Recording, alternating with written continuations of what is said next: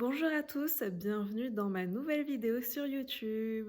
Aujourd'hui, on se retrouve en ce dimanche pour discuter un petit peu parce que je voulais parler de 3 habitudes que j'ai essayé pour être la meilleure version de moi et qui n'a pas du tout fonctionné, qui n'a pas du tout marché. C'est un petit peu mon message, c'est de vraiment plus faire les choses pour soi et de trouver notre propre rythme. Parfois, c'est du coup mieux et plus productif pour nous-mêmes. Mais c'est vrai qu'en regardant sur les réseaux sociaux, par exemple sur YouTube, d'autres vlogs, ça peut aider à inspirer. Mais je pense que, en tout cas, il y a certaines choses qu'on va discuter, mais il n'y a pas tout qui est à prendre au pied de la lettre, comme une recette de cuisine à faire étape par étape. Le but, c'est vraiment de se l'approprier. La première chose, c'est faire du sport le matin. C'est pas quelque chose qui a fonctionné pour moi. Je vous explique parce que c'est un propos à nuancer. Alors, souvent, je vois sur les réseaux sociaux les gens qui préfèrent 1000 fois mieux faire du sport le matin que le soir, qu'un autre moment de la journée, parce que on a cette image de le matin quand on se réveille, avant d'aller au travail, si on arrive à accomplir sa to-do list, qu'on a fait plein de choses avant d'aller au travail, du coup c'est mieux, on est plus productif, on est dynamique, on est dans l'action d'être la meilleure version de soi. Et du coup, il y a beaucoup de personnes qui préfèrent faire du sport le matin. C'est-à-dire, avant de vraiment commencer leur journée, c'est l'une des premières choses qu'elles font. Soit d'y aller à 5 heures du matin, à 6 heures ou à 7 heures ou à 8 heures, que sais-je. En tout cas, de faire du sport le matin. Et pour moi, ça, au fur et à mesure, j'ai testé. Moi, en fait, je me base vraiment sur le fait de, dans ma semaine, je dois faire minimum 3 séances de sport. Après, quand le faire, quel jour, à quel moment, je le cale pas forcément sur un créneau horaire. Parce que de semaine en semaine, on vit des choses différentes et notre temps, il est aussi différent. Par exemple, hors sujet, mais cette semaine, j'étais plus ou moins malade, du coup, j'ai pas fait du tout mes séances de sport. Euh, et du coup, je vais pas faire mes 3 séances, mais pour moi, c'est plus important du coup de guérir et de récupérer ma forme physique pour pouvoir mieux reprendre le sport après, parce que c'est quand même un effort physique, ça demande du cardio, etc. Et ça demande beaucoup de choses à mon corps, et donc j'ai pas envie de le mettre plus en souffrance que ça, vous voyez. Donc je pense que on a beaucoup voilà cette image de c'est super bien de faire le sport le matin, et peut-être des personnes vont construire leur routine à se dire voilà, moi j'ai envie de me lever, j'ai aussi envie de commencer de faire du sport tac dès le matin, mais c'est parfois plus difficile. Moi par exemple, si vous me suivez, j'ai fait d'autres vlogs et j'ai fait un vlog où j'essayais du coup dans ma routine de commencer de faire du sport à 7 heures du matin. Et pour moi, je pense que c'est quelque chose que je peux faire si je fais une séance le matin, genre à 6 heures ou à 7 heures ou à 8 heures. Si je fais une séance de sport à 7 heures du matin, c'est vraiment que soit j'ai un cours collectif de sport, soit je fais du sport accompagné d'une amie ou de quelqu'un, ou genre je suis pas toute seule à y aller. Parce que du coup, de moi-même, j'irai pas le matin. Parce que ce n'est pas mon rythme. C'est tout simplement ça. Des fois, je préfère faire du sport le soir en fin de journée. Quand j'ai fini ma journée de travail, tac, je ferme mon ordi et je préfère du coup y aller faire du sport. Pour moi, c'est une manière de me déconnecter aussi. On en reparlera après. Mais c'est aussi une manière pour moi de me déconnecter, de souffler de ma journée en fait. Ça me permet de vraiment me dépenser. Voilà. Est-ce que c'est une préférence? J'aime bien aussi faire du sport le matin, mais plutôt à des horaires plus tard, on va dire. Par exemple, le week-end, je préfère y aller le matin entre 10 heures et 11 heures. Ou alors, je peux y aller le week-end, par exemple, l'après-midi à 15 heures ou 16 heures. Il y a pas de bon moment pour moi, c'est vraiment quand je le sens. Je trouve que ça change pas grand-chose, le fait d'y aller le matin. Le fait d'y aller à 7 heures du matin, ça n'a pas beaucoup changé à ma vie. Et je pense qu'il fallait que je le dise. Et c'est très bien. En fait, il faut vraiment trouver le moment qu'on va préférer parce que le plus important c'est de faire l'action et du coup il faut vraiment que le moment il soit choisi par vous et qu'il ne vous soit pas imposé à vous. Deuxième habitude, les morning walks. Mais beaucoup de gens, quand ils sont dans leur période wellness, en tout cas dans les vlogs, font leur petit morning walk. Donc en gros, c'est se lever le matin et l'une des premières actions que tu vas faire, c'est juste aller te balader. Et j'ai essayé de me balader. Encore une fois, si vous avez déjà regardé mes précédents vlogs, vous savez. Donc j'ai essayé de faire ces morning walks. Je me suis dit, ah ouais, ça a l'air d'être super bien. Comment c'est montré, j'aimais bien. Donc je me suis dit, je vais essayer de me lever plus tôt. Je vais essayer de me l'imposer du coup dans ma routine et voir ce que ça m'apporte. Est-ce qu'il y a un bien-être à ce que ça me fasse? Et au final, pas tant que ça. J'ai été surprise moi-même, mais il y a un moment où j'ai préféré faire ma petite balade le soir. Juste en fin de journée, quand j'ai fini de travailler et que, encore une fois, j'ai envie de me déconnecter et de souffler de ma journée. Et du coup, je me suis dit, bah vas-y, là c'est le moment, j'ai bien envie de faire une petite balade. Il n'y a pas grand monde dehors, donc j'ai mes écouteurs et juste je marche et en fait je m'aère l'esprit. Et ça fait du bien parce que la journée, on pense à beaucoup de choses. Et je trouve que ça me fait du bien dans le sens où j'ai vraiment mis mon cerveau en pause. Alors que le matin, des fois, bah, c'est pas là où mon cerveau il sera en pause. Parce que mon cerveau, il va penser à plein de choses. Il va penser à tout ce que j'ai à faire dans la journée. Il va penser à plein de choses. Et du coup, je suis pas en réelle déconnexion. Peut-être c'est quelque chose qui est bien quand tu es en vacances et que du coup, tu peux profiter. Mais voilà, des fois dans mon quotidien, des fois le morning walk, bah, je préfère aussi le faire le soir ou à d'autres moments de la journée ou quand j'ai envie. Du coup, c'est pas non plus quelque chose que je vais m'imposer à faire le matin. Voilà. Troisième habitude, et pas des moindres, c'est les 10 000 pas par jour. Finalement, on voit ça partout. C'est vrai que dans les vlogs, partout sur les réseaux, beaucoup de gens disent: «Ah, moi je fais mes 10 000 pas par jour. Les 10 000 pas, ça apporte à ce que je puisse bouger plus. Les 10 000 pas, moi, ça m'apporte à perdre du poids parce que du coup, je fais beaucoup de pas et du coup, je brûle plus de calories que voilà.» Oups, désolée, le cadre bouge. Donc, il y a quelque chose à creuser parce que, encore une fois, beaucoup de gens, même autour de moi, me disent: «Ah, j'essaye de faire mes 10 000 pas par jour. Ah, il faut que je marche encore un peu pour que j'atteigne mes 10 000 pas en montrant leur montre.» Et donc, ils y tiennent beaucoup. Mais moi, je me suis dit: pourquoi 10 000? Pourquoi vous avez choisi 10 000 pas? Parce que, est-ce que vous êtes inspiré du coup d'autres personnes et du coup vous dites, bah je reprends automatiquement et du coup je vais faire aussi 10 000 pas. Mais en fait je me suis vraiment dit pourquoi on fait 10 000 pas et pas genre 5 000 pas.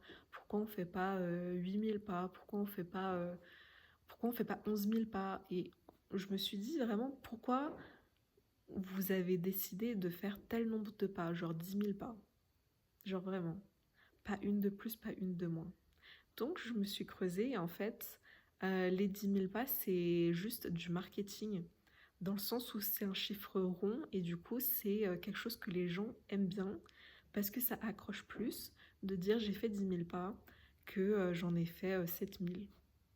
Voilà, tout bête. Et pour dire qu'il y a des spécialistes qui, eux, disent la moyenne recommandée de pas par jour à faire, c'est entre 4 000 et 7 000 pas par jour, en moyenne. Donc vous voyez que la moyenne, elle est déjà moins glamour au niveau du chiffre. On peut s'inspirer de faire 10 000 pas par jour si on y arrive assez facilement, si c'est vraiment quelque chose qu'on arrive à faire au quotidien ou à faire sur les jours qu'on a choisis, mais on a notre libre arbitre aussi de choisir un autre chiffre que 10 000 pas. Si par exemple c'est trop difficile, on peut très bien se dire je vais essayer de faire 5 000 pas. Ah, si j'arrive à bien faire 5 000 pas, je vais essayer de faire 7 000 et petit à petit d'augmenter ou voilà, de faire ça quotidiennement. Le but c'est pas non plus de faire le plus possible parce que sinon ça serait un marathon qu'on ferait par jour. Mais c'est vrai que si notre objectif c'est d'être moins sédentaire, c'est peut-être se dire par exemple on s'accorde un timing. Par exemple, là, dans ma journée, je peux débloquer 30 minutes par jour où je m'accorde le fait de marcher. Peu importe le nombre de pas qu'on a à la fin, voilà, j'ai fait 30 minutes de marche et je suis du coup moins sédentaire que d'autres jours. Et peut-être qu'un jour, on va se dire on fera 1 heure ou peut-être on va rester sur ces 30 minutes. Ou encore une fois, on va rester sur ces 5000 pas parce que ces 5000 pas, c'est ce qui nous convient à nous. Donc le but, c'est vraiment de se dire, voilà, si je décide de faire un certain nombre de pas par jour, pourquoi je le fais? Combien je vais en faire? Qu'est-ce qui est représentatif du nombre de pas qui me représenterait moi? Est-ce que, voilà, encore une fois, on est plus sur un chiffre entre 5000, 7000 pas? Est-ce que c'est 3000 pas? Est-ce que c'est finalement 8000 pas ou 10 000 pas? Est-ce que vraiment les 10 000 pas, c'est quelque chose qui nous convient à nous? C'est vraiment quelque chose qu'on peut se l'approprier à soi et trouver le bon équilibre. Parce que si pour faire 10 000 pas par jour, ça te prend finalement trop de temps, trop d'énergie, bah, c'est quelque chose que tu vas pas tenir dans le temps.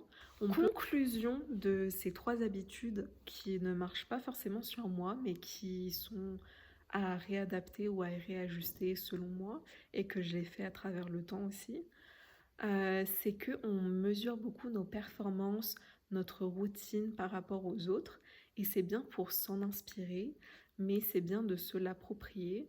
Et du coup, aujourd'hui, on peut se connecter en plus de ça avec nos montres connectées pour avoir encore plus de statistiques. Mais en fait, il faut pas que tout ça, tout ce qu'on s'impose dans notre routine, dans nos objectifs, faut pas que ce soit une pression pour nous. C'est-à-dire que si, en fait, notre routine, ça doit pas être une pression sur nous, en mode on se lève le matin et on a l'impression qu'on doit faire un semi-marathon, tellement notre objectif, il est grand. C'est vraiment se l'adapter à nous, à notre rythme, à ce qu'on a envie vraiment. Et du coup, c'est reprendre du plaisir à ce qu'on fait dans notre routine finalement. C'est-à-dire que tous les jours, on ne doit pas forcément subir, on doit vraiment, du coup, aimer les actions qu'on fait. Encore une fois, moi par exemple pour le sport, je me fixe 3 fois par semaine. Il y a des fois où je vais à la salle de sport et j'ai pas envie d'y aller, mais je me dis voilà, discipline, constance, j'y vais. Je vais faire mon sport. Je sais que sur la séance, je vais être nulle, c'est-à-dire que je vais faire le minimum du minimum et c'est tout. Juste pour me dire bah vas-y, j'ai fait au moins ça. C'est mieux que rien finalement. Mais c'est vrai qu'on se met parfois beaucoup de pression sur tout ce qu'on doit faire, etc. Et faut pas non plus que ça nous épuise trop finalement. Voilà. Par exemple, moi j'avais fait une vidéo précédemment où je disais que j'étais lente. Et c'est vraiment quelque chose que je trouve qui est très représentatif de moi, c'est-à-dire que moi je trouve que mon rythme il est lent et du coup j'ai un rythme qui est différent. Par exemple, encore une fois, je me disais est-ce que mon rythme à moi c'est d'être plutôt du matin ou plutôt du soir? Parce qu'il y en a, ils sont soit du matin, soit du soir. Mais moi, je suis quoi? Est-ce que je suis du matin? Et j'ai longtemps pensé que j'étais du matin. Mais en fait, vous allez rigoler, mais en fait, je pense que je suis plutôt quelqu'un du midi. C'est-à-dire que le matin, c'est encore trop tôt pour moi, mais le midi, je suis à mon prime. Je suis au taquet du taquet. C'est-à-dire que je suis là, je suis assez réveillée, je suis assez concentrée. Et c'est vraiment, moi, je suis vraiment quelqu'un du midi. Voilà, je le dis. Moi, mon rythme, c'est je suis une fille du midi. C'est pas que je me lève à midi du coup, mais genre je me lève le matin. Mais je suis plus productif, je suis à mon prime le midi. Donc moi, j'estime que je suis pas du matin et que je suis pas du soir. Il faut se trouver soi vraiment, il faut savoir, il faut se connaître. Il faut faire aussi un petit moment d'introspection pour se dire ok, moi je suis comment. Et encore une fois, apprenez à avoir vraiment du plaisir dans vos actions. C'est-à-dire que le plus important, c'est de réaliser l'action, mais aussi d'avoir du plaisir. C'est-à-dire qu'on se l'impose, par exemple d'aller à la salle, mais si vous vous imposez tout le temps d'y aller le matin à la salle de sport avant le travail, parce que vous avez cet objectif-là, mais que tous les matins, tout le temps, quand vous vous levez, vous avez vraiment la flemme d'y aller, vous vous forcez d'y aller, ça peut arriver de temps en temps qu'on se force, etc. Encore une fois, qu'on n'a pas envie ou qu'on a la flemme, mais ça doit pas être tout le temps le cas. Voilà. Pour terminer, du coup, de parfois montrer dans les vlogs les moments où on se relaxe, où on se déconnecte, où on va, par exemple, après une journée de travail ou le week-end, faire des balades, je sais pas moi, regarder, faire son goûter, un pique-nique. Enfin, en fait, il y a plein de méthodes pour se relaxer, par exemple, même lire un livre. Mais c'est pas forcément des choses qu'on va plus montrer. Genre, on va moins montrer les night routines que les morning routines. Genre, les morning routines, c'est ce qui va le plus cartonner, c'est ce qu'on va le plus montrer. Mais les night routines, un peu moins.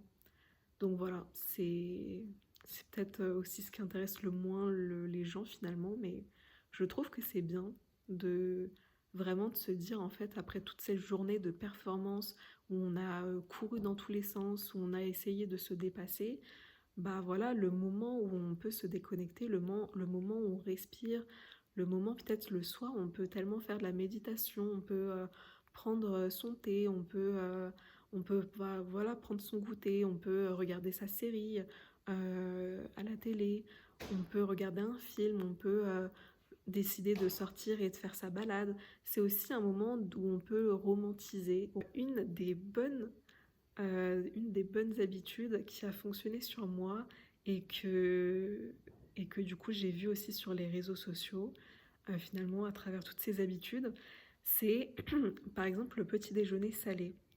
Avant, j'étais très team sucré. Je me levais, je prenais un bol de céréales. Euh, voilà, je mangeais très sucré.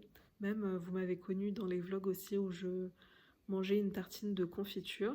Bah voilà, moi, quand je me lève, j'ai besoin de ce moment sucré pour moi, de ma journée. Mais,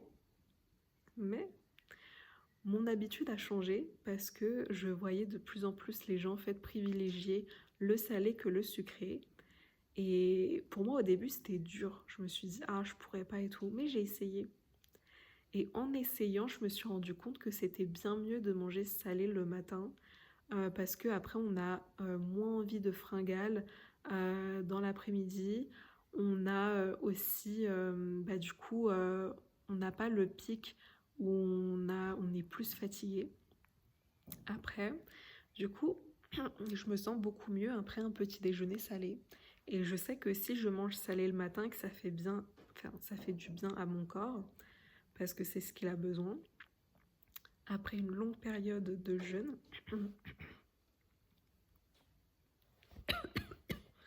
on va se quitter. C'est beaucoup trop long.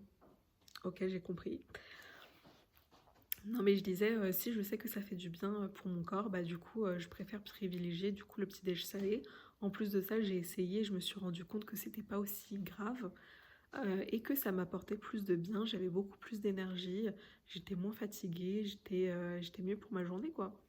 Donc voilà, je privilégie parfois de prendre plus un Babybel en premier. Donc je prends un Babybel. Si jamais j'ai envie de manger une tartine par exemple de confiture, je le fais juste après. Mais au moins par ordre de priorité, j'ai privilégié le salé d'abord. Donc vous pouvez très bien construire votre petit-déj en mode vous mangez d'abord un petit truc salé et ensuite vous pouvez manger un petit truc sucré aussi. Ça fonctionne très bien.